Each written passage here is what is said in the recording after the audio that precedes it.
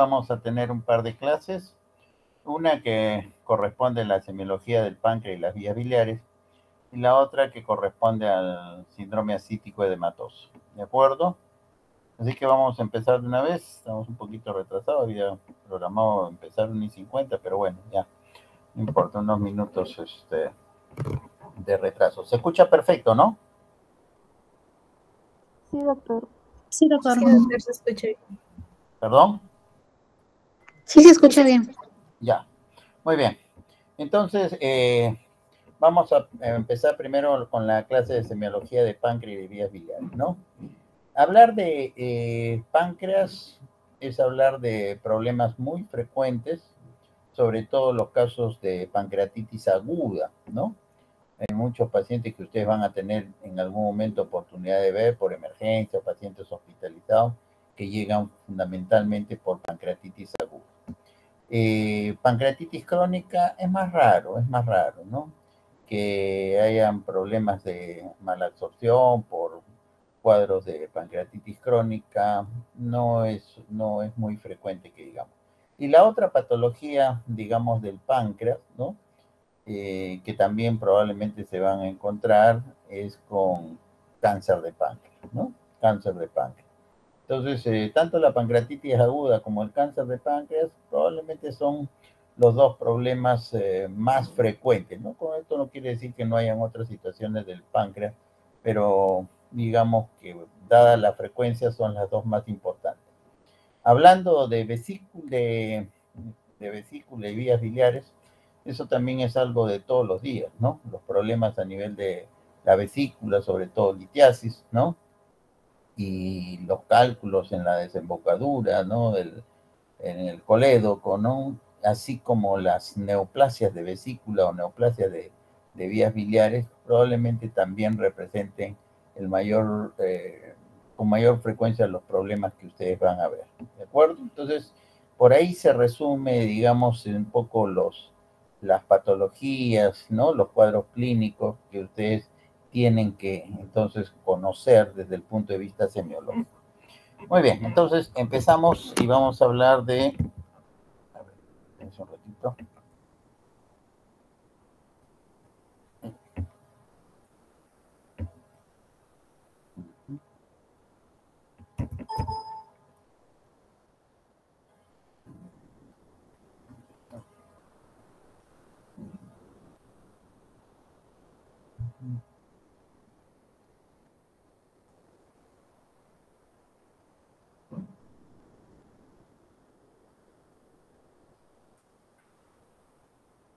Ya, ahora sí.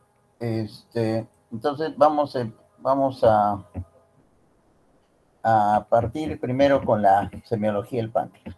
Antes de eso, rápido nomás, o sea, el objetivo de la clase no es hablar de la anatomía, la fisiología, sino básicamente de la semiología, ¿no es cierto? El páncreas, como ustedes saben, es una glándula anexa al tubo digestivo, ¿no es cierto? Es importante conocer algo de la anatomía porque definitivamente los pacientes van a referir las molestias en la zona, evidentemente, donde está ubicado el páncreas, ¿no es cierto? Entonces, todos sabemos que la cabeza usualmente se localiza en la zona del epigastrio, ¿no? La cabeza, como ustedes saben, rodea el marco duodenal, ¿no? Sobre todo a nivel de la segunda porción, donde van a desembocar los conductos excretores, ¿no? El Wilson, el Santorini, ¿no? Los conductos pueden drenar en forma separada o la mayor parte de las veces juntos, ¿no? Hacia la vía, junto con la vía biliar en el duodeno. No se olviden que el colédoco, ¿no? Tiene una porción que es intrapancreática. Entonces, cualquier patología en la cabeza del páncreas va a repercutir porque en las vías biliares porque puede provocar obstrucción, ¿de acuerdo? Esta es la representación ahí un poco esquemática donde ustedes ven, ¿no? El colédoco con su porción intrapancreática, ¿de acuerdo? Y el conducto de Wilson, que es el conducto principal, como le digo, hay veces pueden juntarse y terminar en una en un solo drenaje, o hay veces drenan por separado ambos conductos, ¿no? Pero siempre en la famosa ampolla de Bate, ¿cierto? Muy bien. Entonces, el interrogatorio, siempre les he dicho que a mis alumnos que ahora que están rotando y en general, ¿no? Es lo más importante, digamos, en la patología digestiva, ¿no? En el capítulo de digestivo es muy importante el interrogatorio. Bueno, ¿qué datos podemos obtener, digamos, en la afiliación y que uno ya puede estar pensando en alguna patología, ¿no? Siempre les señalo que desde el momento que uno hace la afiliación, ¿no? El momento que pregunta por la edad, por el sexo, por la ocupación, ya uno puede ir pensando en qué tipo de patologías podrían ser más frecuentes, ¿no? En este caso vamos a hablar del páncreas, pero eso se da para cualquier este, órgano que se afecte o inclusive sistema, ¿no? Los problemas respiratorios no son iguales en la niñez, en la adolescencia o en la adultez, ¿no? Y en el anciano, ¿no? Entonces van variando, ¿no? Entonces, iguales en el contexto del páncreas, ¿no? Si hablamos de un problema pancreático, por ejemplo, a temprana edad, como es la infancia, en primer lugar, no es frecuente, ¿no? Niños recién nacidos o niños de 3, 5 años que tengan problemas pancreáticos, no es lo usual, ¿no? Pero bueno, hay algunas enfermedades como la mucoviscidosis que tampoco se ve mucho acá en nuestro país, pero que pueden dar, digamos, problemas a ese nivel desde temprana edad, ¿no? Y como yo le decía, si hablamos de adultos, yo creo que lo principal es los cuadros inflamatorios agudos del páncreas, que son las denominadas, pues, pancreatitis. Y si hablamos del adulto mayor, hablamos de cáncer de páncreas. No se olviden, el cáncer de páncreas es más frecuente en los varones que en las mujeres, ¿ya? Y el cáncer de páncreas usualmente se ve en personas mayores de 60 años, ¿de acuerdo? Entonces ya saben, la pancreatitis y el cáncer en general son más frecuentes en los varones. Digamos que la patología, como vamos a ver, de la vesícula biliar y las vías biliares es más frecuente en las mujeres, ¿no? De alguna manera nos repartimos eso. Bueno, siempre es importante preguntar por antecedentes, ¿no? Por antecedentes, porque pueden haber muchas situaciones que condicionan, ¿no? Problemas a nivel de esta glándula, ¿no? Si un paciente viene con sintomatología de una pancreatitis y tiene antecedentes de tener cálculos en la vesícula, lo primero que se me va a ocurrir es que guarde relación, ¿no es cierto? Que esto corresponda a lo que nosotros llamamos una pancreatitis biliar. ¿Eso a qué se debe? A que un cálculo probablemente de la vesícula pasado al colédoco ha obstruido la zona de la desembocadura, ¿no? A la desembocadura y o sea, a nivel de la ampolla de váter, de repente por ahí se ha enclavado y está impidiendo la salida de qué? Del drenaje de la bilis, por eso se pueden poner amarillos, pero también el drenaje de los conductos pancreáticos, el Wilson sobre todo, y eso hace que las enzimas eh, pancreáticas no sean vertidas hacia el duodeno, ¿no? Hay una acumulación dentro del páncreas y bueno, pues puede surgir lo que nosotros llamamos una autodigestión del páncreas, ¿no? O sea, el mismo por sus enzimas se comienza a dañar y produce un problema inflamatorio. Pero es importante el antecedente, ¿no es cierto? Si ya tiene diagnóstico. ¿Es importante el antecedente de alcoholismo crónico? Sí, existe una fuerte relación, ¿no? Sobre todo para los casos de pancreatitis crónica, ¿no? Los casos de el alcoholismo crónico puede llevar a una pancreatitis crónica más que cuadros agudos, ¿no? Más que cuadros agudos. Bueno, por supuesto, si hay un antecedente de trauma, algún tipo de cirugía que hayan hecho, hay una enfermedad, como le digo, que es fibrosis quística, que compromete también el páncreas. Hay que preguntar si cómo están sus triglicéridos, las hiperlipidemias, ¿no? Pueden dar, digamos, pueden dar cuadros inflamatorios pancreáticos, ¿no? Más que la hipercolesterolemia, la hipertrigliceridemia, ¿no? Pero generalmente estamos hablando de personas que tienen triglicéridos por encima de 2.000, ¿no? De 2.000, hay veces hasta de 5.000 son personas que de repente tienen algunos problemas hereditarios, ¿no? En el manejo de los triglicéridos. Entonces, las hiperlipidemias, pero básicamente las hipertrigliceridemias, pueden desencadenar pancreatitis, ¿no? El hiperparatiroidismo, ¿no? La parotiditis, ¿no? Hay virus que, ¿no? Dentro de las enfermedades infecciosas, ¿no? Muchos virus pueden dar inflamación del páncreas, ¿no? Uno de ellos es la famosa papera, ¿no? La parotiditis, ¿no? Dicen la triada de complicaciones de la papera, ¿cuál es? Meningitis o meningoencefalitis, ¿no? Pancreatitis y orquitis, ¿no? En el varón u oforitis en el caso de la damita, ¿no? Entonces, complicaciones que se pueden ver. Nosotros vemos pacientes VIH, sí, los pacientes VIH pueden tener citomegalovirus. ¿El citomegalovirus puede producir daño en el páncreas? Sí, por supuesto, ¿no? Hay medicamentos también que pueden inflamar el páncreas, ¿no?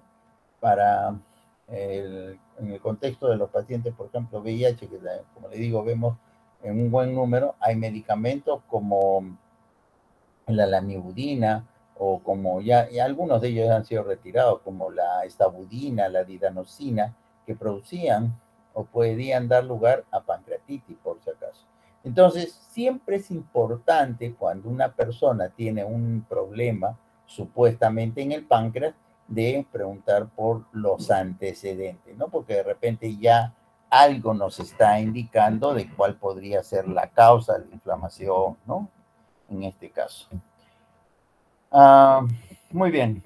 Familiares, como le decía, estos antecedentes familiares, la mucoviscidosis o fibrosis quística es raro, la pancreatitis crónica recidivante también, ¿no? Es raro.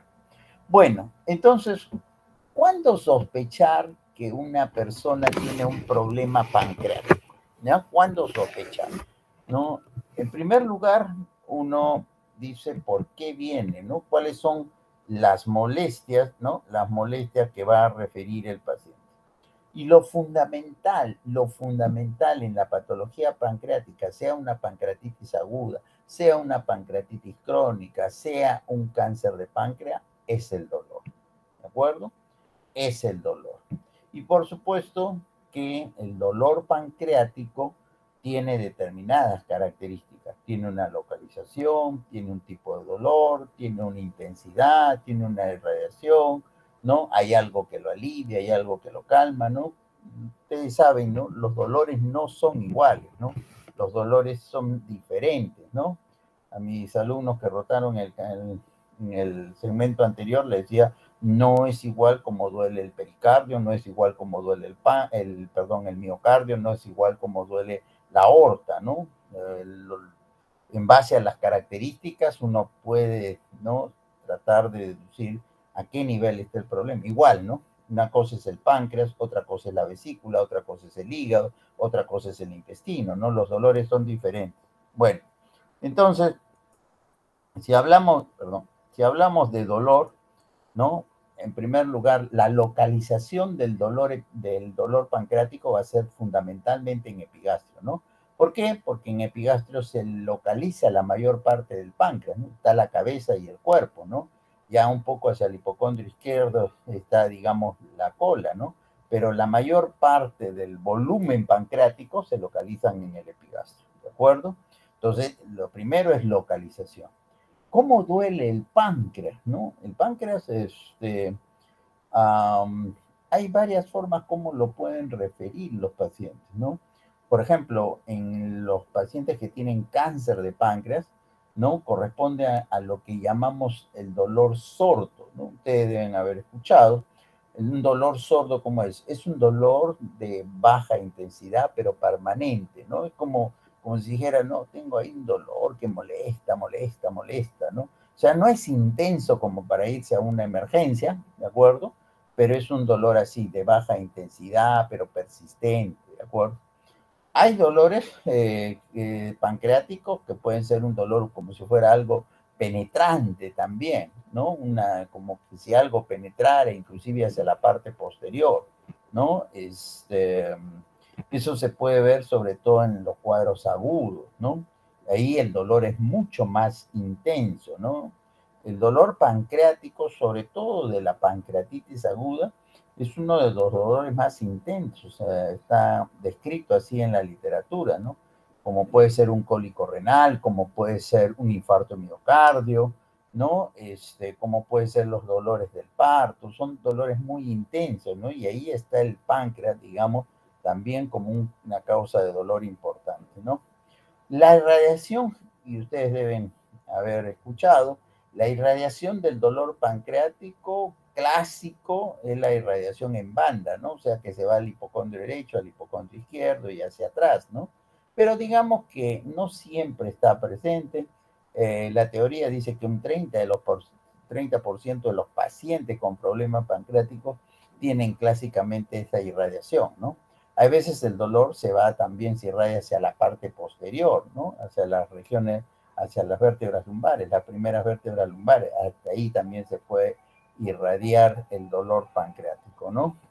El dolor pancreático usualmente calma con analgésicos, porque no es una víscera hueca, ¿de acuerdo? Las vísceras huecas generalmente calman con antiespasmódicos, ¿no?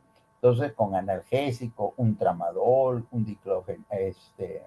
un metamizol, digamos, ¿no?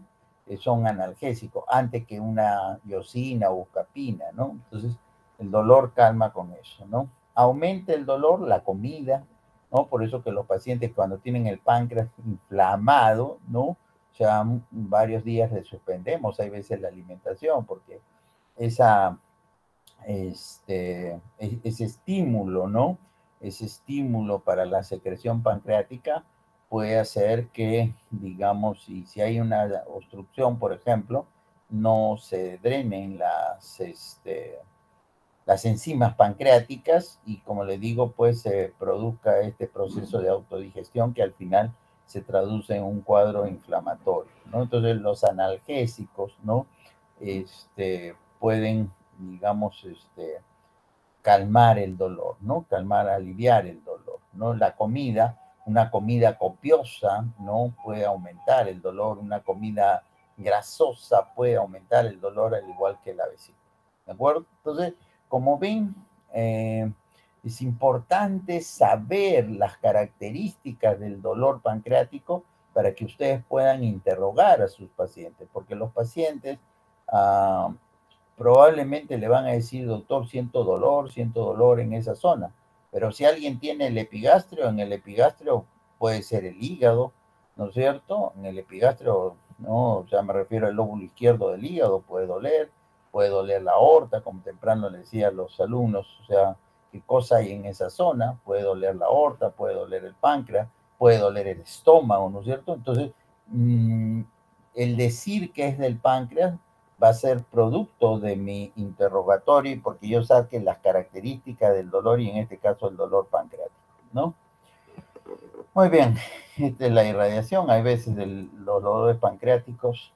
¿Qué otras cosas pueden acompañar a un paciente que tiene problema en el páncreas? La diarrea. La diarrea es frecuente de ver en los procesos agudos, en las pancreatitis, no. La diarrea es frecuente de ver en los pacientes que tienen cáncer de páncreas, no. Probablemente la diarrea tenga más que ver en aquellos pacientes que tienen pancreatitis crónica, no aguda. En la pancreatitis crónica, por la deficiencia de las enzimas que tienen que ver con la digestión, no pueden ocasionar cuadros diarreicos, pueden ocasionar un cuadro de malabsorción, ¿de acuerdo? Y entonces uno puede tener pues restos de alimentos en las deposiciones, ¿no? Creatorrea, esteatorrea, ¿no? La creatorrea es observar, ¿no? Filamentos de carne, digamos, ¿no? En las deposiciones, ¿no? Y la esteatorrea se supone que pueden haber grasas, ¿no? Y uno puede observar, ¿no? Las heces grasosas, ¿no? Pero como le digo, no es muy frecuente de ver, no es muy frecuente. Que alguien me diga, viene por diarrea, y yo piense como primera posibilidad que es el páncreas, no. Antes de eso pensaré pues que es el tubo digestivo, ¿no? O sea, me refiero al intestino delgado, ¿no? Pero no tanto la patología pancreática, pero puede haber. Las náuseas y los vómitos se ven sobre todo más en los procesos agudos, ¿no? En las pancreatitis agudas, ¿no? Como ven, es por un mecanismo reflejo, ¿no? Que sea por compresión del antro, píloro, es más difícil, ¿no? Tendría que ser un cáncer, y un cáncer muy avanzado, muy infiltrativo, ¿de acuerdo? Como sin manifestación pancreática se puede ver ictericia, sí, porque acabo de decirle que anatómicamente, no se olviden, el colédoco pasa por dentro de la cabeza del páncreas.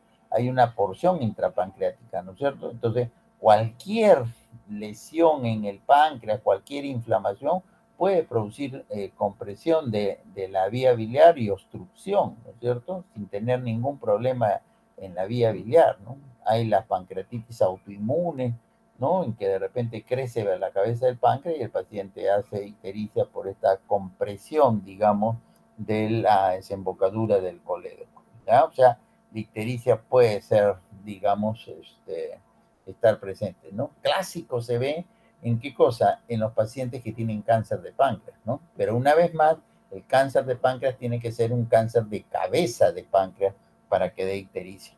Los problemas a nivel del cuerpo, la cola, no dan ictericia, ¿ya? Por si acaso. Y bueno, todo ello se puede acompañar de qué cosa, de manifestaciones generales, dependiendo, pues, ¿no? Si se trata de un paciente con un cáncer de páncreas, de repente una baja de peso, está hiporéxico, está asténico, ¿no? Si hablamos de una pancreatitis aguda, de repente puede haber fiebre, puede haber signos de deshidratación, shock, etcétera, etcétera, etcétera. ¿De acuerdo? La hemorragia, el sangrado digestivo, en este caso alto, ¿no? Como producto de problemas pancreáticos, no es lo usual, no es lo usual. Está en la lista ahí de manifestaciones, pero no es lo usual. ¿Por qué? Porque tendría que ser un cáncer del páncreas que invada la mucosa intestinal y que por eso esté sangrando, ¿no? En un vaso puede estar sangrando. Pero la verdad, no es muy frecuente de ver. Como verán entonces, la patología pancreática, la sintomatología, los síntomas y signos, no son muchos, no son muchos, ¿no? Entonces, lo fundamental es, por ejemplo, la historia de dolor, ¿no es cierto? La historia de dolor, de náuseas y vómitos, ¿no? Los síntomas generales, eso probablemente sea lo más frecuente, ¿no? Que ustedes van a encontrar, ¿ya? Desde el punto de vista del examen, hay veces, como les decía, puede que no haya absolutamente nada, salvo de repente un paciente que por haber estado con náuseas, con vómitos, llegue deshidratado, ¿no? Sí van a encontrar de repente un paciente que está dolorido, con una fase de dolor. Como les decía, la ictericia, ya saben por qué, ¿no? Puede darse si se produce un problema obstructivo crónico, la ictericia va a ocasionar que haya depósito de bilirrubina, ¿no es cierto?, en la piel y eso ocasione, ¿no? Eso ocasione qué cosa, prurito, y el prurito da lugar a que la persona pueda tener escoriaciones. Eso habla de qué? De un proceso obstructivo crónico, no habla de un proceso obstructivo agudo, ¿de acuerdo? Los procesos obstructivos agudos usualmente no dan prurito, ¿no? Eso se ve más en los crónicos, ¿ya? Por si acaso. Bueno, hay algunos signos, ¿no? Como el signo de Cullen, el signo de Grey-Turner, que evidencian qué cosa? Sangrado retroperitoneal. No es patognomónico de pancreatitis, una pancreatitis hemorrágica, por ejemplo, no es patognomónico de patología pancreática, se ve en cualquier situación que pueda haber sangrado en el retroperitoneo y, por supuesto, una de las causas es la pancreatitis hemorrágica, ¿no? El signo de Halte-Cullen es una equimosis alrededor del ombligo, ¿no? Y el Grey-Turner es una zonas de equimosis en lo que corresponde a los flancos, ¿no? Son signos indirectos, como les digo, de hemorragia retroperitoneal. Abovedamiento en el epigastrio. El páncreas, ustedes saben, es una glándula que está en el retroperitoneo. Normalmente no se palpa, se puede palpar en algunas situaciones, sí. Se puede inclusive, puede haber un abovedamiento en el epigastrio si existe una gran inflamación, ¿no? Los cánceres de páncreas se han asociado con tromboflebitis migratoria, o sea, con trombosis, ¿no? En forma migratoria. Hoy día tienes una trombosis en la pierna, el otro día, digamos, en el brazo contralateral, etcétera, etcétera, ¿no? O sea, es muy migratoria cambiando, ¿no? Ya es lo que yo les decía, ¿no? El páncreas usualmente no se puede palpar, ¿no? Pero en algunos casos, una pancreatitis aguda muy severa, ustedes pueden palpar una masa, ¿no? Los pacientes que han tenido pancreatitis y han quedado con lo que nosotros llamamos pseudoquiste pancreático, también, ¿no? El pseudoquiste puede ser tan grande que ustedes lo pueden palpar. Igualmente, si hay cáncer, pero siempre y cuando la tumoración sea muy grande, ¿no? Y el páncreas puede dar lugar al famoso signo de Courvoisier-Terrier, ¿no? El signo de Courvoisier-Terrier deben haber escuchado, de repente ya lo han hecho también en alguna de las clases de teoría, ¿no? Es la distensión de la vesícula, pero es una distensión no dolorosa, ¿no? No dolorosa. Entonces, estos pacientes pueden tener el signo de Courvoisier-Terrier, ¿no? Entonces uno palpa en la zona de la vesícula y puede palpar una zona bien distendida, una vesícula, perdón, bien distendida, pero que no le provoca dolor, ¿no? A diferencia de las colecistitis, ¿no? Que sí son muy dolorosas y donde ustedes deben haber escuchado que van a encontrar algunos puntos dolorosos, como el famoso Murphy, ¿no? Bueno, hoy día les decía también a los alumnos, ¿no? Que existen algunos puntos dolorosos para el páncreas, ¿no? Más o menos si uno traza una línea de la zona de la axila del lado derecho al ombligo, ¿no? Que forma una línea, si uno lo divide, digamos, en el caso del lado derecho a unos 5 o 6 centímetros del comienzo de la línea umbilico axilar derecha, de repente acá en el esquema se puede ver mejor para que se ubiquen, ¿no? Ahí está, el número 1 es el punto que corresponde a la cabeza del páncreas, ¿no? Entonces, una línea imaginaria que va de la axila del lado derecho al ombligo, ¿no? Y más o menos, como dice, a unos 5 o 6 centímetros, ahí va a estar el punto de qué cosa, de la cabeza del páncreas. Igual, si nosotros trazamos una línea hacia el lado izquierdo, hacia la axila del lado izquierdo, ¿no? A unos 5 centímetros más o menos, ¿no? Ahí también va a estar el punto doloroso del cuerpo del páncreas, ¿de acuerdo? Y si esa línea, digamos, se cruza con el reborde costal y ahí palpan dolor, probablemente eso corresponda a una inflamación de la cola del páncreas, ¿no? Entonces, los puntos dolorosos pueden ser de la cabeza, ¿no? Del páncreas, del cuerpo, del pancreático o de la cola pancreática, ¿ya? Los pacientes que tienen problemas pancreáticos también pueden tener dolor en la parte posterior. Acá donde dice número 4, eso es lo que corresponde al punto costovertebral, ¿de acuerdo? O sea, puede haber dolor en esa zona también, por si acaso, ¿no? Que también es un punto que se describe en pacientes que tienen problemas renales, ¿ya? Por si acaso. Esto es, digamos, para palpar, digamos, la cola, ¿no? O a ver si hay dolor en la cola del páncreas, ¿no? Es tratando de palpar casi a nivel del reborde costal, ¿no? El reborde costal izquierdo, ¿no? Y si eso provoca dolor, pudiera, como le digo, corresponder a un problema a nivel de la cola pancreática. Bueno,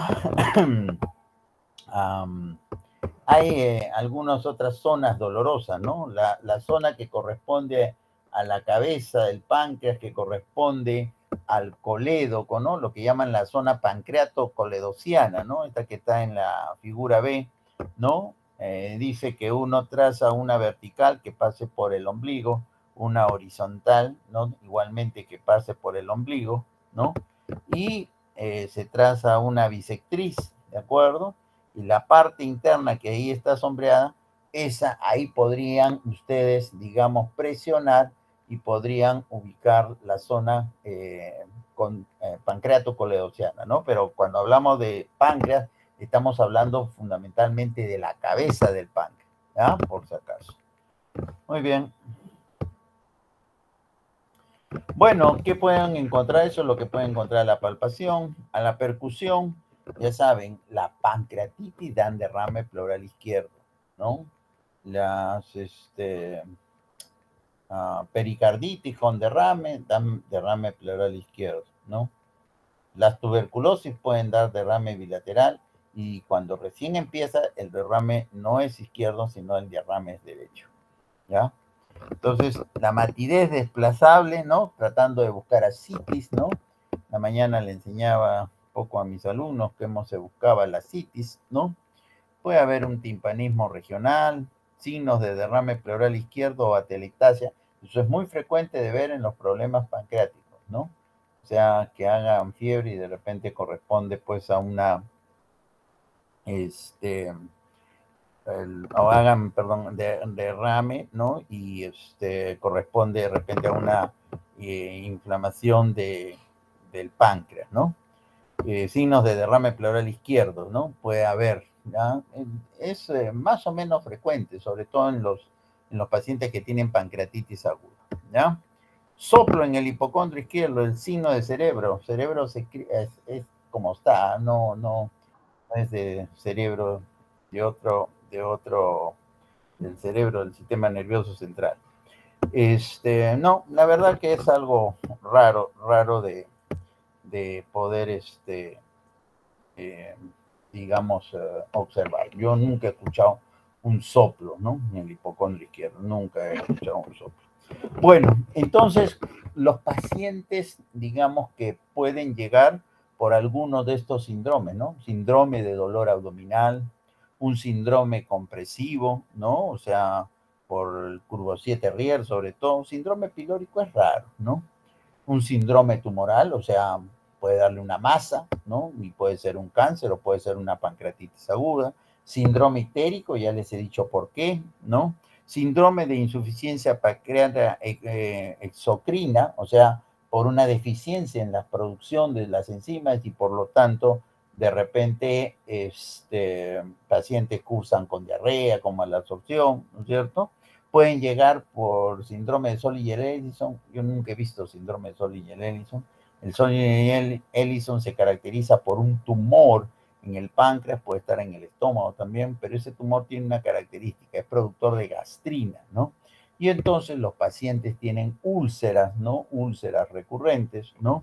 Y además se acompañan de diarrea, ¿no? Acompañan de diarrea, úlcera, diarrea, úlceras en el estómago, en el duodeno, y son úlceras múltiples, úlceras difíciles de tratar, ¿no? Y diarrea, ¿no? Entonces, eso se describe como el Solinger-Ellison, y como les señalo, es una tumoración que puede estar en el páncreas y es productor de gastrina, ¿ya? Por si acaso. Entonces, pueden llegar por alguno de esos síndromes o pueden llegar por más de uno, ¿no? Generalmente los síndromes más frecuentes son el síndrome de dolor abdominal, el síndrome ictérico, ¿no? Probablemente son los dos más frecuentes, ¿no? Courvoisier-Terrier es raro de ver, ¿no? Síndrome de malabsorción por problemas pancreáticos tampoco no es usual, ¿no? De poder observar. Probablemente los dos más frecuentes sean eso, ¿no? O también un síndrome de tumoral, una masa, ¿no? Masa que se palpa. Bueno, hay pruebas para evaluación del páncreas, ahí están. Las que más usamos, ¿no? Son las pruebas de sangre, la amilasa, la lipasa, para establecer si hay cuadros inflamatorios pancreáticos. Tenemos algunas otras pruebas, ¿no? Ahora, bueno, se utiliza cada vez más las tomografías, ¿no es cierto? Y la resonancia magnética nuclear, ¿no? Pancreática, ¿no? A veces uno pide una resonancia con punto a nivel pancreático, ¿no? O sea, tratando de ver mejor, ¿no? La ecografía abdominal no sirve mucho, ¿no? No ayuda mucho, hay veces, porque el páncreas es una glándula retroperitoneal, hay veces hay mucho gas, no se ve bien, hay veces el páncreas, ¿no? Pero sí sirve, por ejemplo, para problemas vesícula, ¿no? Ahí sí nos ayuda más, ¿de acuerdo? Bueno, ahí está una pancreatitis, ¿no? El páncreas, ahí donde está señalado con P, ¿no? Este es un pseudoquiste pancreático, Entonces, después de una pancreatitis puede quedar así, una colección, ¿no? Estéril, ¿de acuerdo? Que corresponde a las secreciones pancreáticas, y eso es lo que se conoce como un pseudoquiste pancreático, ¿no? Hay veces estos pseudoquistes hay que drenarlos, ¿no? Para que el paciente se alivie, ¿ya? Por si acaso. Ay. Bueno, ya, esta es una pancreatitis hemorrágica, ¿no? La pancreatitis pueden llevar a la muerte a un paciente, por supuesto que sí. Por supuesto que sí, ¿no? Hemos visto pacientes chocados, ¿no? Y muchas veces tienen que entrar a sala de operaciones, ¿no?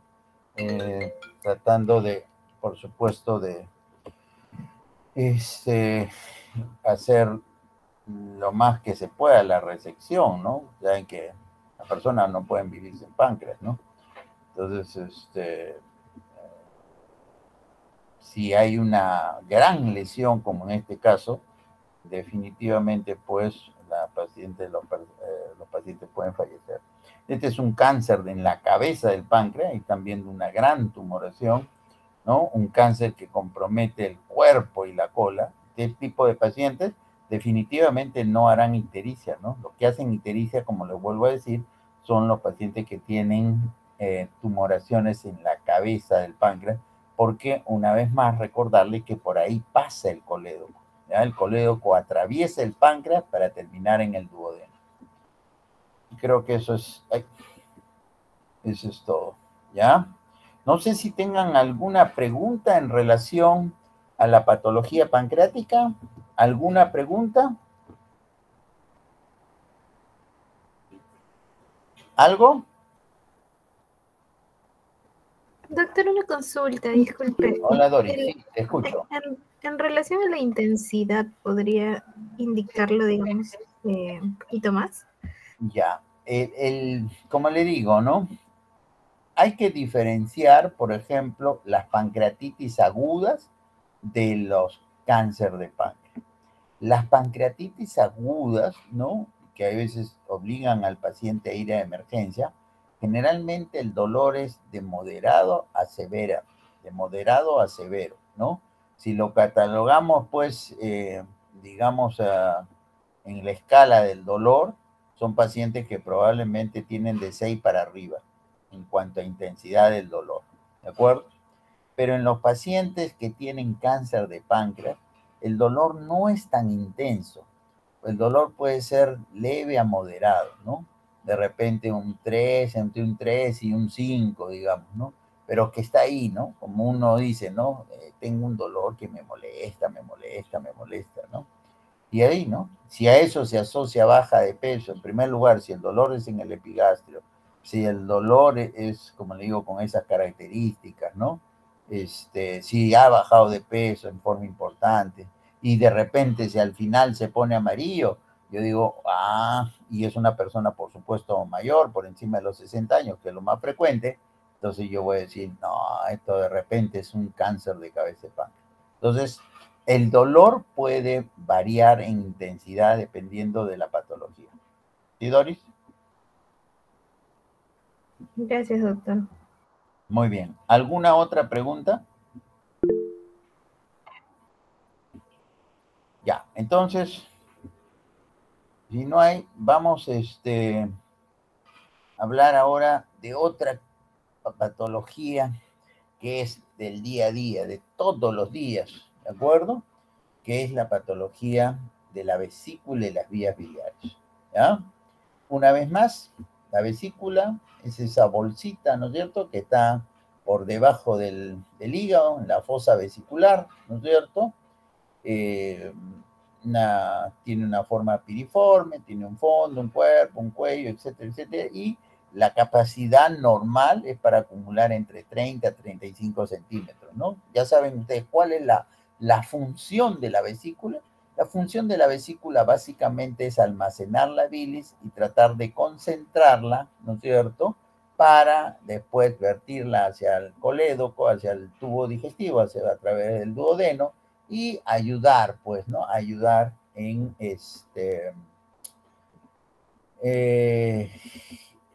la digestión de los alimentos, ¿no es cierto? Esa es la función de la vesícula. No es un órgano indispensable como el páncreas, pues, digamos, extraerse, ¿no? Y la bilis que viene del hígado, ¿no? Y llega al coledo, que finalmente pasa al tubo digestivo, puede, digamos, a pesar de no tener esa concentración, servir lo suficiente como para la digestión de los alimentos. Pero bueno, entonces tenemos la vesícula. ¿Ya? Se continúa con el cístico, se une al hepático común para formar el colédoco, ¿no es cierto? La unión del hepático derecho con el hepático izquierdo da lugar al hepático común, y la unión del hepático común con el cístico, ahí va a empezar el colédoco, ¿no? Que termina, como ustedes saben, como hemos dicho, perforando el páncreas, ¿no? Y desembocando en la ampolla de Butler.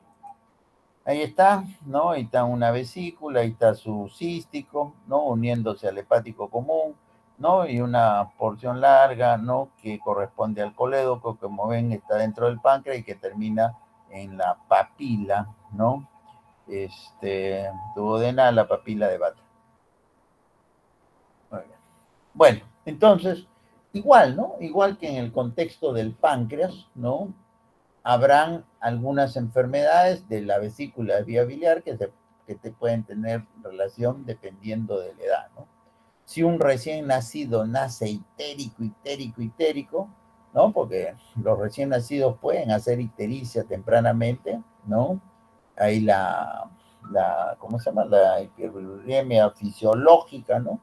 La lactancia materna también, como ustedes saben, puede ocasionar, espérenme un minuto, tío.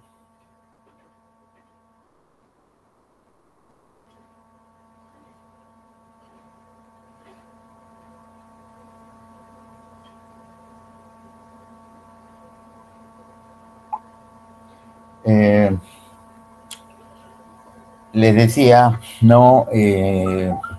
La lactancia materna puede ocasionar ictericia, ¿de acuerdo? Pero si un niño o un recién nacido nace con una ictericia muy importante, podemos estar hablando de una atresia de vías biliares. En la adolescencia, pues, y un poco en la adultez, lo más frecuente como problemas de las vías biliares son los problemas de cálculos, ¿no es cierto? En la vesícula, ¿no? Cálculos en la vesícula, ¿no? Y en el adulto mayor también, ¿no? Hay el cáncer de vesícula, ¿no? Cáncer también de las vías biliares, lo que nosotros llamamos el colangiocarcinoma, ¿de acuerdo?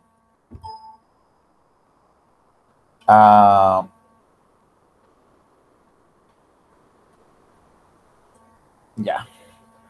Como yo les decía temprano, tanto los cálculos como las neoplasias son más frecuentes en mujeres, ¿tá? Entonces no se olviden, la patología pancreática es más frecuente en varones y la patología de vesícula es mucho más frecuente en las mujeres. Eso no quiere decir que haya un montón de hombres también con cálculos, más que con cáncer, ¿no? El cáncer de vesícula sí vemos con mayor frecuencia en las mujeres que en los varones, ¿ah?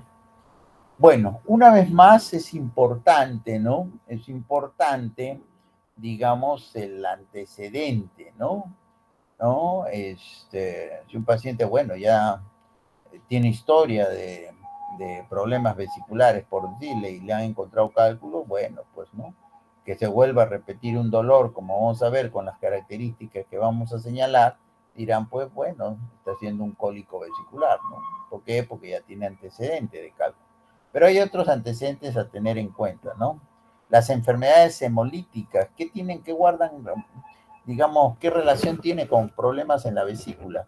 Las enfermedades hemolíticas pueden producir cálculos, ¿no? Cálculos. ¿Por qué? Porque la destrucción de los glóbulos rojos puede dar lugar a los cálculos, ya no de colesterol, que son los clásicos cálculos, sino puede llevar a los cálculos de bilirrubinato, por si acaso. Entonces, cualquier situación en la que por medio haya hemólisis puede llevar a formación de cálculos en la vesícula, por si acaso. acaso, ¿ya? Por ejemplo, las personas que tienen prótesis, ¿no? Prótesis valvulares, ¿no?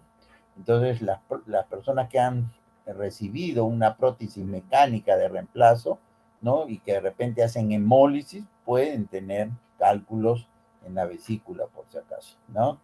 La tifoidea, ¿no? La tifoidea, ustedes saben que tiende a localizarse, ¿no? La Salmonella tifi en la vesícula, ¿no?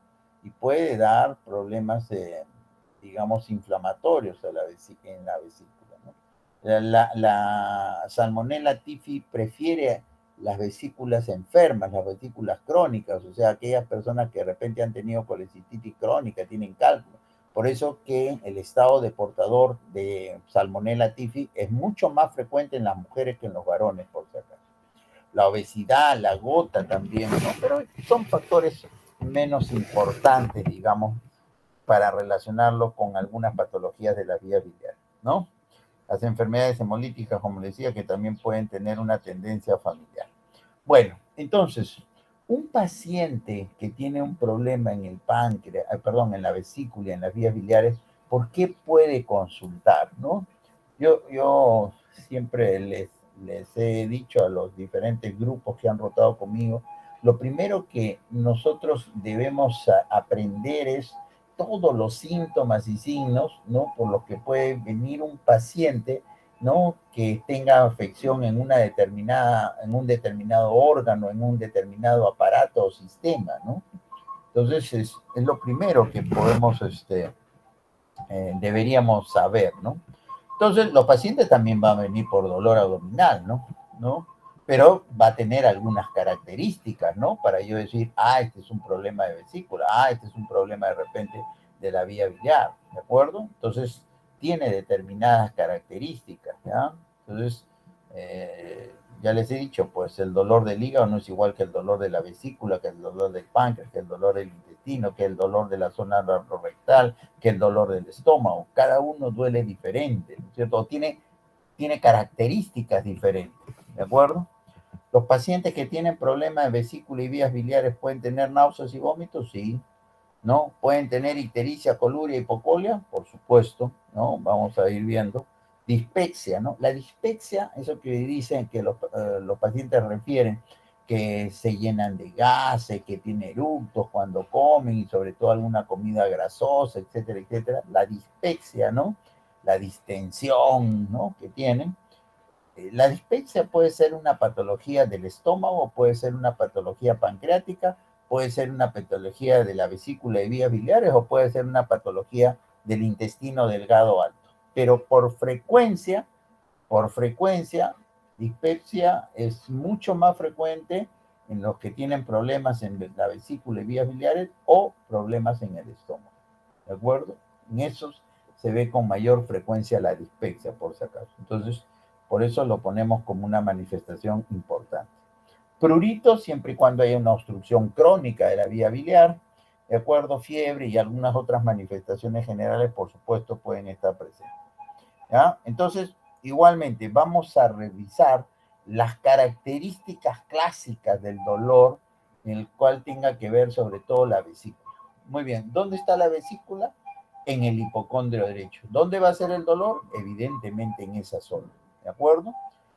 El dolor de la vesícula puede ser usualmente de dos maneras. Puede ser un dolor cólico, ¿no? Un dolor cólico, ¿no? O puede ser un dolor como si tuviera algo a tensión, ¿no? Porque la vesícula está, digamos, inflamada, está distendida, entonces puede haber un dolor a tensión permanente, ¿no? En el hipocondrio derecho, ¿de acuerdo? Por si acaso. La intensidad del dolor generalmente, sí, pues es un dolor moderado, en algunos casos, digamos, puede ser más o menos importante, ¿no? Yo diría que la vesícula duele menos que el páncreas. El páncreas eh, es mucho más doloroso si hablamos de intensidad, ¿no? El páncreas usualmente pudiera ser más doloroso, ¿no? La clásica irradiación, creo que deben haberle dicho, ¿no? La vesícula, el dolor se va hacia la parte posterior inclusive se va hacia la zona del omóplato, ¿no? Y hasta el hombro puede llegar. Esa es la irradiación clásica. Eso no quiere decir que todos los pacientes van a tener la irradiación, por si acaso, ¿no?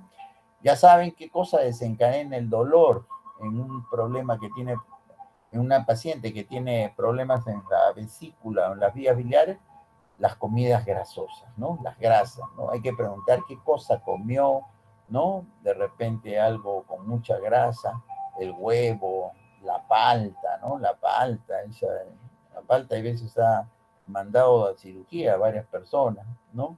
En general, alimentos grasos, ¿no? De repente, no sé, pues se comieron, entre comillas, un pollito a la brasa o un dulce muy grasoso, ¿no? Entonces, generalmente las grasas pues son las que desencadenan el dolor, ¿no? Y lo va a aliviar usualmente pues los antiespasmódicos, ¿no? Cosa que no alivian el dolor en el contexto del páncreas, ¿no? Los antiespasmódicos sí en el contexto de la vesícula porque es una víscera hueca. Entonces, ¿no? Ustedes tienen que preguntar, ¿no? Al paciente si se tomó algo y eso le ha calmado un poco, etcétera, etcétera, etcétera. ¿Ya? Ahí está. El dolor vesicular, ¿no? Visto por la parte anterior y visto por la parte posterior, más o menos a dónde tiene la irradiación. Bueno, hay otra forma, pero ese es el dolor clásico. ¿Las náuseas y vómitos son frecuentes en estos problemas de la vía biliar y de la vesícula? Sí, también, ¿no? Náuseas y vómitos, sobre todo por mecanismo reflejo, ¿no? La ictericia, la coluria, la hipacolia, ¿no? Por supuesto, ¿no? La ictericia en relación a las vías biliares puede ser de repente por una obstrucción, por un cálculo, ¿no es cierto?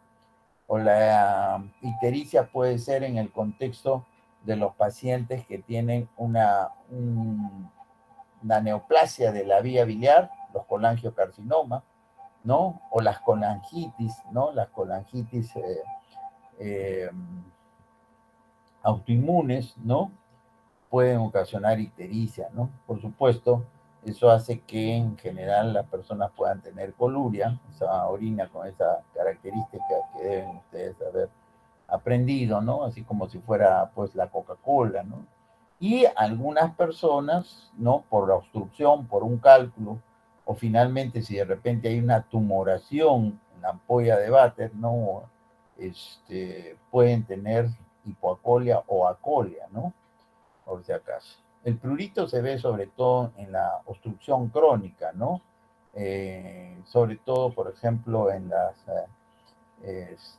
colangitis esclerosante o en las colangiocarcinomas se puede ver, o los pacientes pueden quejarse de prurito, ¿ah? Por si acaso.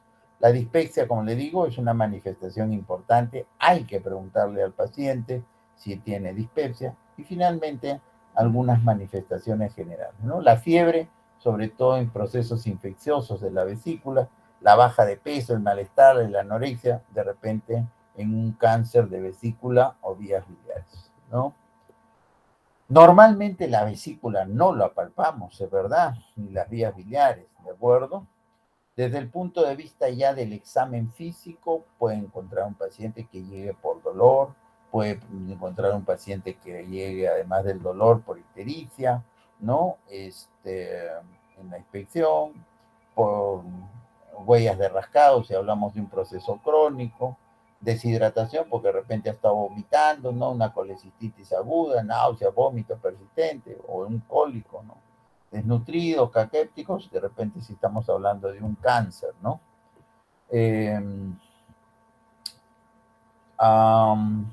En algunos casos, entonces, la vesícula se puede palpar, ¿no? En algunos casos se puede palpar, normalmente no se palpa, ¿no?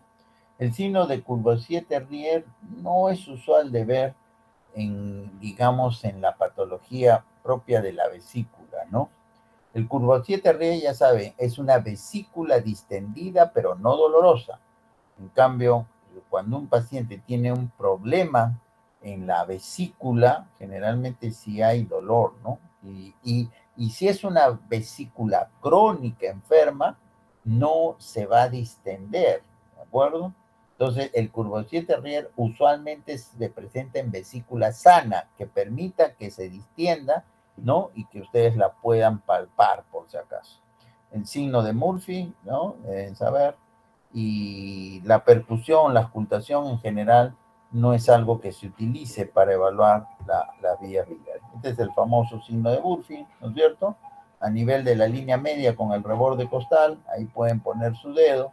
De repente, si lo ponen ahí, nomás el paciente ya siente dolor, si tiene un problema vesicular, y si no, le dicen que tome aire, que inspire, ¿no es cierto?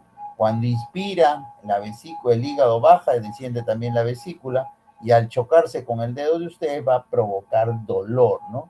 Y hace que el paciente, ¿qué cosa? Prácticamente se inhiba y no quiera seguir respirando porque eso le provoca el dolor, ¿de acuerdo? Ese es el famoso signo de Murphy, ¿no? Signo de Murphy. Entonces, igualmente, ¿no? Finalmente los pacientes pueden llegar por un síndrome de dolor abdominal, pueden llegar por síndromes ictéricos obstructivos, por una masa tumoral, un cáncer, por un cuadro febril, ¿sí? ¿No? En relación a una infección de la vesícula, ¿no? Entonces, hablamos de un cólico biliar al paciente que llega a una emergencia con un dolor abdominal en hipocondrio derecho y con las características que hemos señalado. Un dolor tipo cólico de repente, ¿no? Que se irradia hacia la parte posterior y hacia el hombro, ¿no? Que de repente está con náuseas, con vómitos, ¿no? El dolor es, como digo, espasmódico, ¿no? Etcétera, etcétera. Eso es un cólico biliar. Cuando tenemos las mismas características del dolor, pero eso se acompaña de fiebre, ¿no?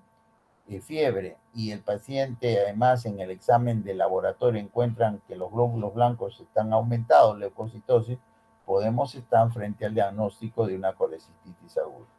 Y si hablamos de las famosas colangitis, la famosa triada de Charcot, el dolor también con esas características, la fiebre, ¿no? Pero ya no hablamos de leucocitosis, sino de ictericia. Esa es la famosa triada de Charcot en relación a colangitis, ¿no? En relación a colangitis. ¿Ah? Por si acaso. Los pacientes con una obstrucción crónica, ¿no? Entonces, como les decía, una colangitis esclerosante, un colangiocarcinoma, ¿no? Se van a llegar también por ictericia. El prurito, ¿no? El prurito, entonces, no se olvide, se da sobre todo en obstrucciones crónicas, ¿no? Cambio de coloración de la piel, algunos pueden tomar una coloración poco oscura, ¿no? Es lo que le llamamos la ictericia melánica, ¿no? Por ahí les he mencionado, la baja de peso, bueno, algunas otras características, ¿no? Igualmente, hay algunas formas para hacer diagnóstico, ya no se usan algunas de ellas, la colonografía ya es algo que no se usa. Lo que más usamos son la ecografía abdominal, la tomografía, ¿no? Las pruebas digestivas, las retroendoscópicas, ¿no? Eso que se dice RCP, ¿no? RCP, la resonancia, sobre todo para ver si hay algún cálculo, por ejemplo, o alguna lesión en la vía biliar distal, ¿no? La ecografía es la mejor para ver cálculos en la vesícula, pero los cálculos en el colédoco usualmente no se ven muy bien, ¿no? No se ven muy bien en la ecografía y son mejor vistos por la tomografía o por la colangioresonancia, ¿ah? Por si acaso. Bueno, esto es lo que se hacía antes, ¿no? Una colecistografía oral, ¿no? Esto es un cálculo, miren ahí, esa zona hipodensa, ahí el colédoco está dilatado, hay un cálculo ahí, ¿no?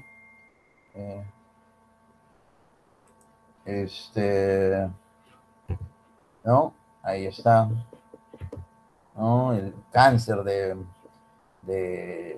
las vías biliares, muy bien. La dilatación, barro biliar. ¿El barro biliar qué significa? El barro biliar significa que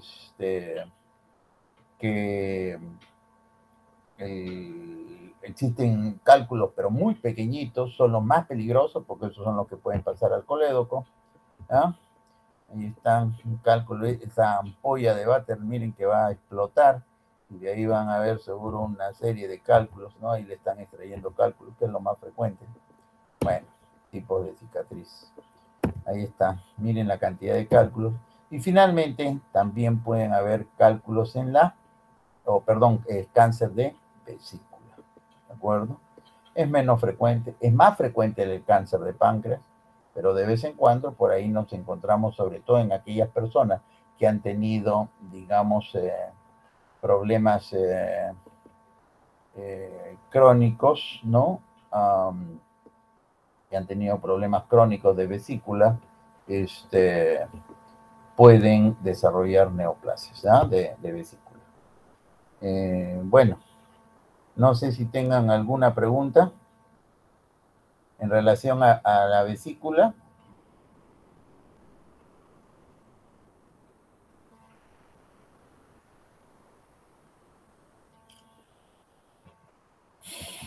¿Alguna pregunta? ¿Alguna pregunta en relación a...? Todo claro, doctor. Ya, muy bien. Entonces, eso es lo que corresponde a la parte de ¿cómo se llama? De la patología pancreática y los problemas a nivel de la vesícula y las vías biliares, ¿ya? Y son dos situaciones que van a ver ustedes con mucha frecuencia, por si acaso. Va a ser algo de todos los días, ¿ya? Así que tengan en cuenta en la emergencia, alguna vez ya sean internos, sean médicos residentes, van a encontrarse con pacientes con pancreatitis, con pacientes con problemas de vesícula, con cálculos en el colédoco, ¿no? Ah,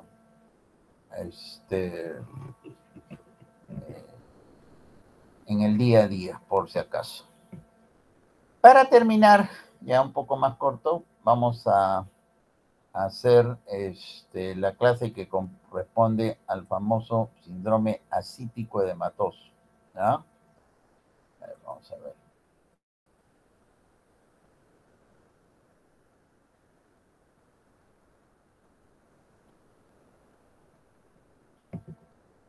¿Se puede ver? Sí, doctor. Sí, doctor. Muy bien. Entonces vamos a hablar de la ascitis, ¿no? La ascitis. ¿No?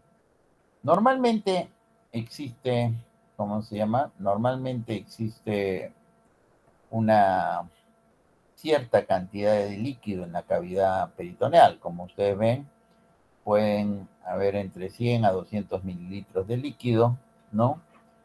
Pero en algunas situaciones como esta, ¿no es cierto?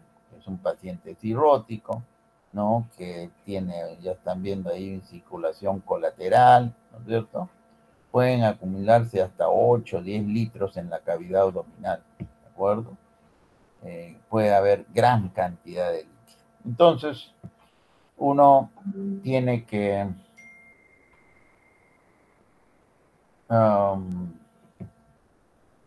el doctor Díaz me dice, las preguntas deben tener 4 opciones, dice, yo le he mandado con 5.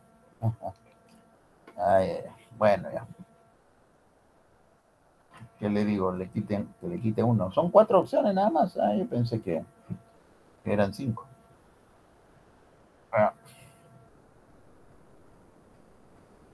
Un ratito que le voy a contestar al doctor Díaz. Son las preguntas del examen que he mandado.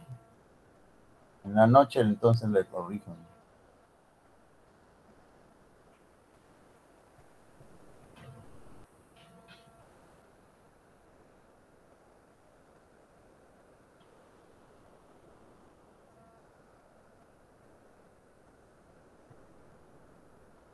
Ya.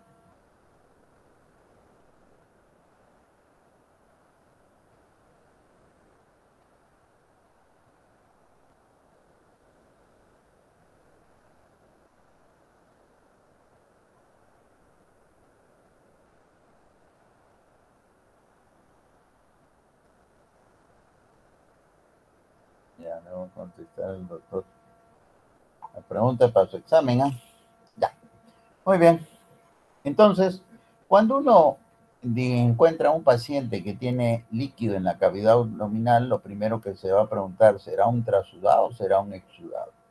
Por supuesto que no hay forma de saberlo externamente, ¿de acuerdo? Eso va a ser con el estudio del líquido ascítico, como vamos a ver después, ¿de acuerdo?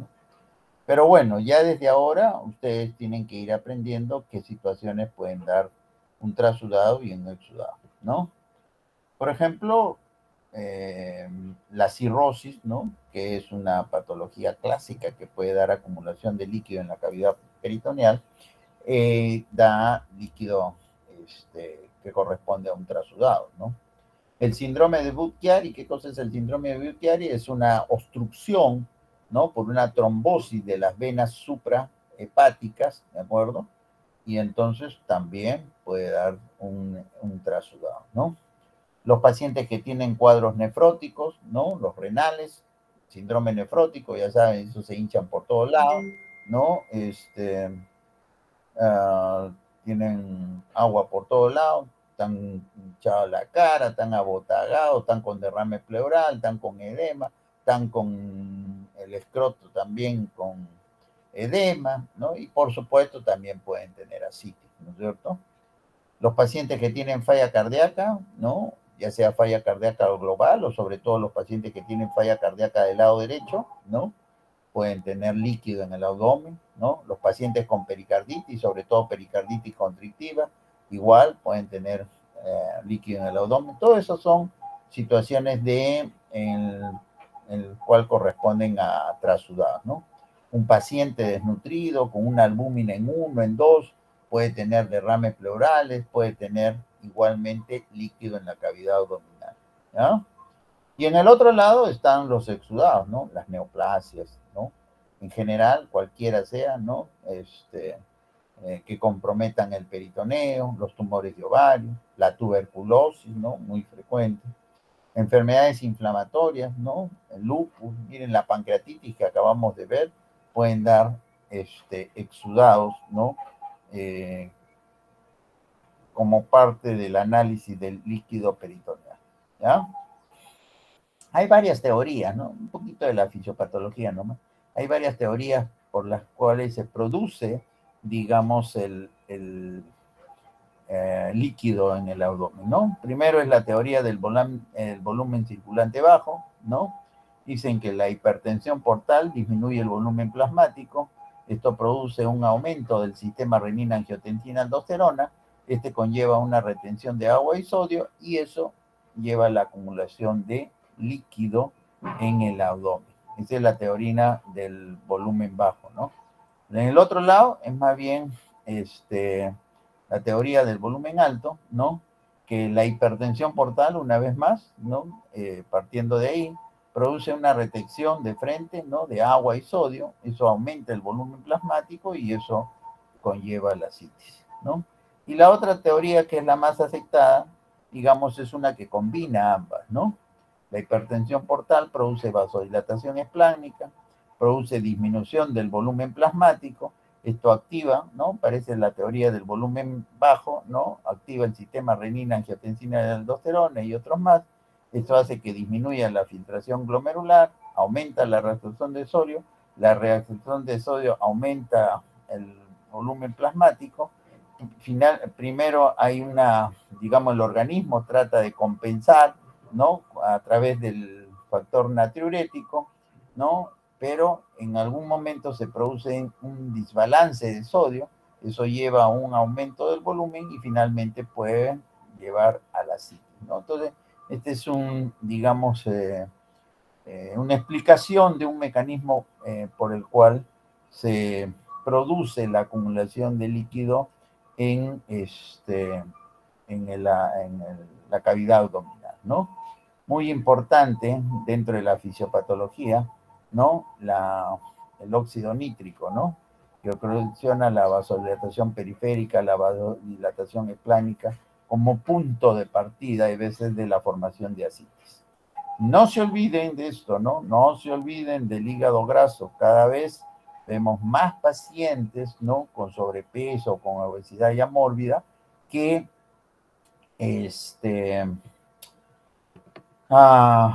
que pueden llevar finalmente a una cirrosis, ¿no es cierto? A una cirrosis y por supuesto, pues, con las implicancias de ello y por supuesto con ascitis, ¿no? Muy bien, entonces, igual, ¿no? Depende de la edad, ¿no? Depende del sexo, depende de la procedencia, algunos factores propios de la, digamos, de la afiliación que a uno les puede hacer pensar por qué tiene agua en el abdomen, ¿no? Si estamos frente a un niño que está desnutrido, ¿no es cierto? El clásico niño, el guachorco, ¿no es cierto? ¿No? Más que el marasmático, ¿no? El guachorco, panzoncito, ¿no? Esos niños, donde hay una hipoproteinemia, ¿no? Marcada, ¿no? Pueden tener ascitis, pues, ¿no? Entonces ya hay que ver al niño, pues, ¿no? Habrá que ver por qué tiene, o sea, el guachorco, ¿no? Entonces, ¿por qué razón tiene la albúmina tan baja, ¿no? Los pacientes que tienen síndrome nefrótico, bueno, ¿no? Hay la glomerulopatía de cambios mínimos que se ve en la niñez, ¿no es cierto? Y pueden hacer ascitis.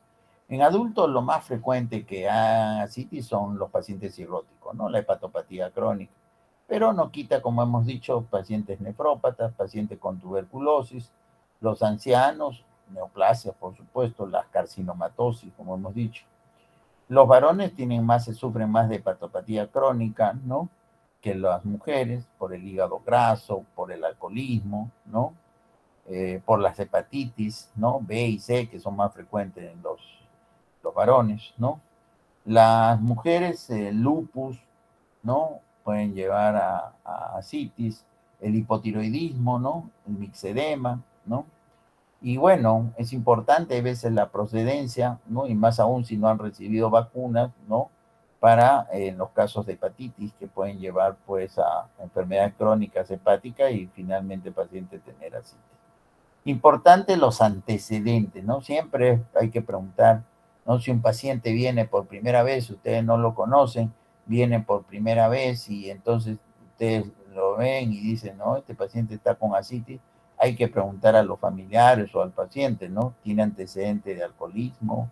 ¿No? ¿Ha sido diagnosticado ya de un problema de una hepatitis crónica, una cirrosis, ¿no es cierto? Preguntar por hepatitis B, por hepatitis C, ¿no? Preguntar si tiene historia de falla cardíaca, ¿no? Si ha tenido algún problema en el pericardio, ¿no? Si tiene problemas renales, síndrome nefrótico, si usa algún tipo de medicamento. Hay medicamentos que pueden producir no ascitis, sino pueden producir síndrome nefrótico, ¿no? Y entonces puede ser la causa de la ascitis, ¿no?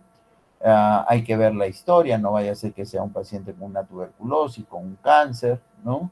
Los desnutridos, como hemos dicho, las transfusiones de sangre importantes, no vaya a ser que le hayan pasado hepatitis B, hepatitis C, etcétera, etcétera, etcétera, ¿no? Entonces, es muy importante, ¿no?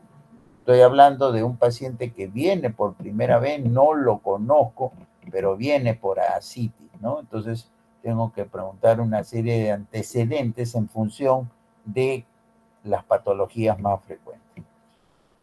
Entonces, ¿cuáles son los síntomas cardinales de un paciente que tiene ascitis?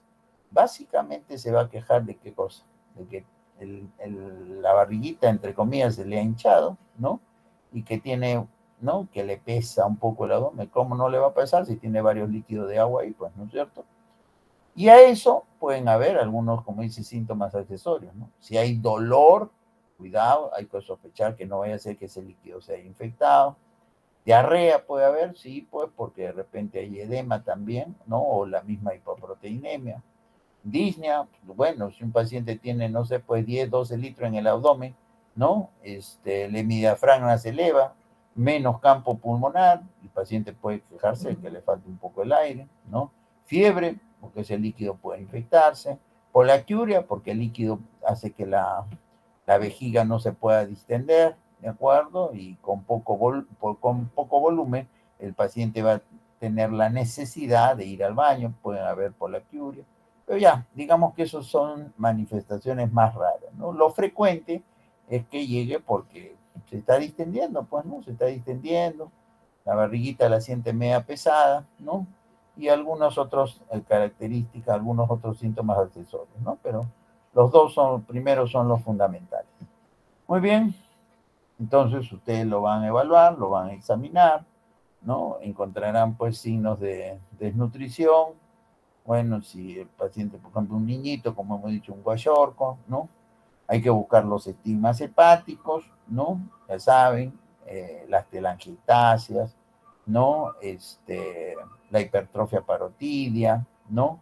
La pérdida de vello axilar, de vello axilar, de vello pubiano, ¿no?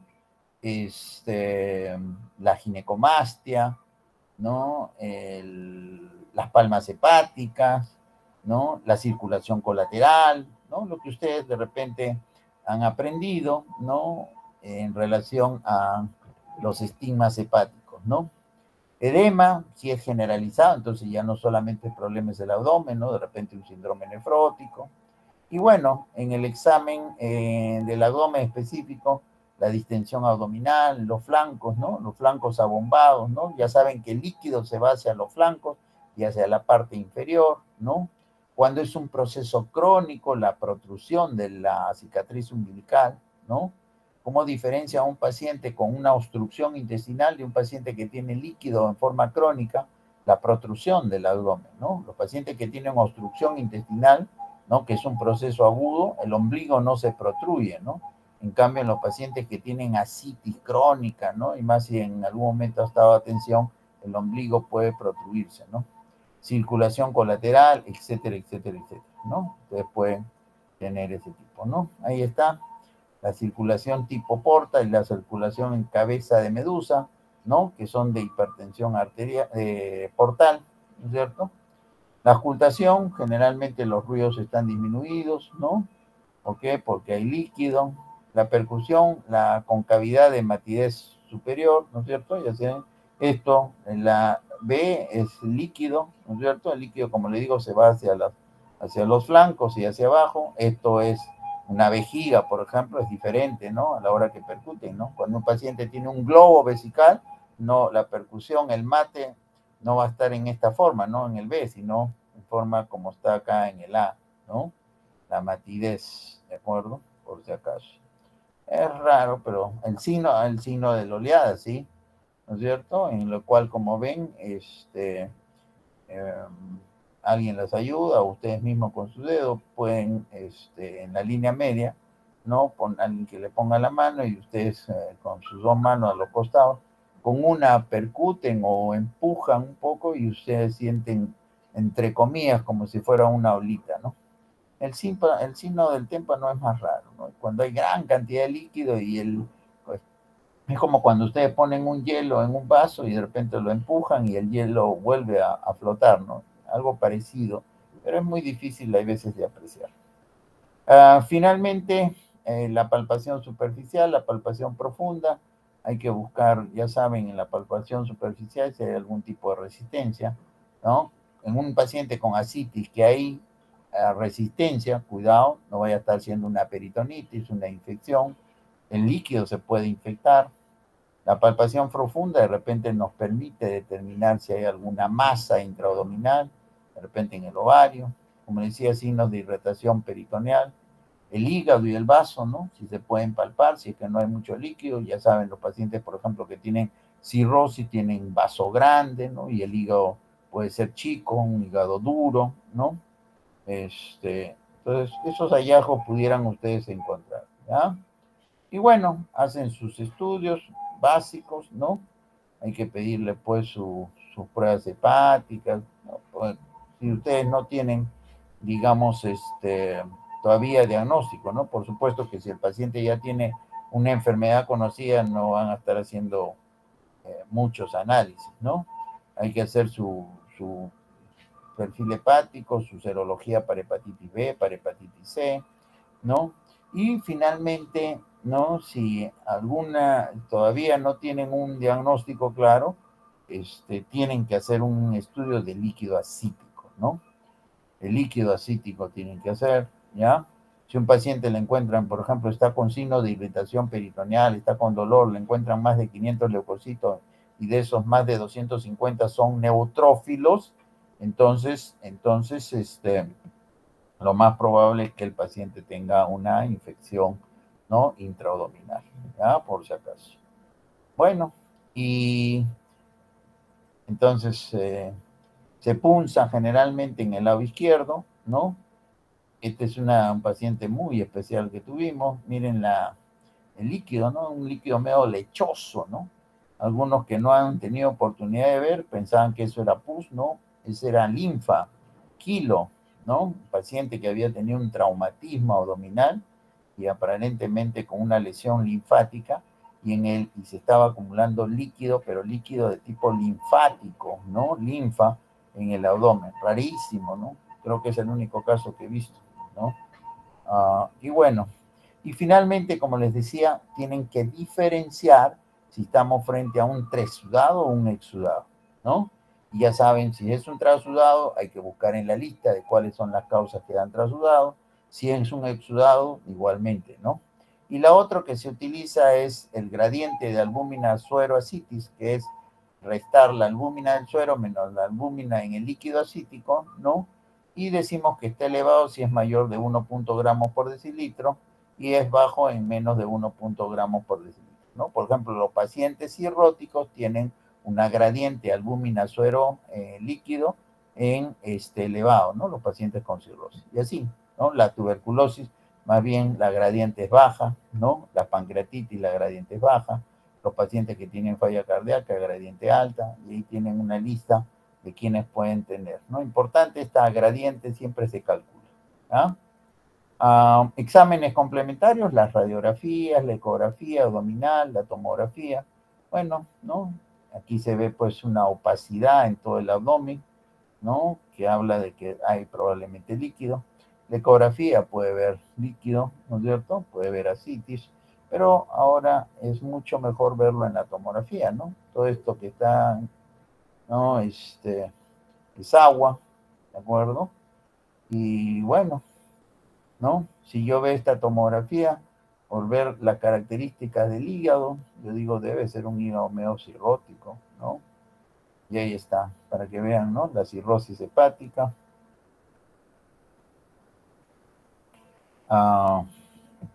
Miren, los nódulos, ¿no? Un paciente que probablemente ha fallecido, ¿no? Estos son los pacientes que tienen una tuberculosis peritoneal, ¿no? Esas lesiones que ven allí corresponden a gránulos de mijo, ¿no? Si ustedes toman una biopsia, probablemente van a ver granulomas y de repente pueden encontrar hasta el BK positivo. No se olviden, los pacientes con falla cardíaca también pueden hacer ascitis. Y bueno, yo creo que eso es más o menos lo que les quería dejar en esta clase. No sé si tengan alguna pregunta o las preguntas ya serán mías para el examen. ¿Alguna duda, alguna pregunta? Hay 22 nada más conectados, todo el resto que están grabando. Muy bien. ¿Alguna pregunta?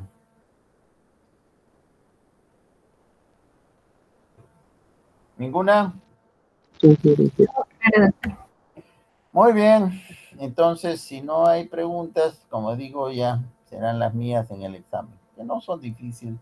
Trato de poner siempre, digamos, preguntas de patologías más o menos comunes, no cosas exóticas, porque al final lo primero que ustedes tienen que aprender son lo común, lo del día a día, lo más frecuente. Listo, con esto creo que terminamos las clases que me correspondían. Les agradezco a los que han estado presentes. Y bueno, pues, ¿ya? Nos vemos entonces, ¿ya? Mañana con mis alumnos.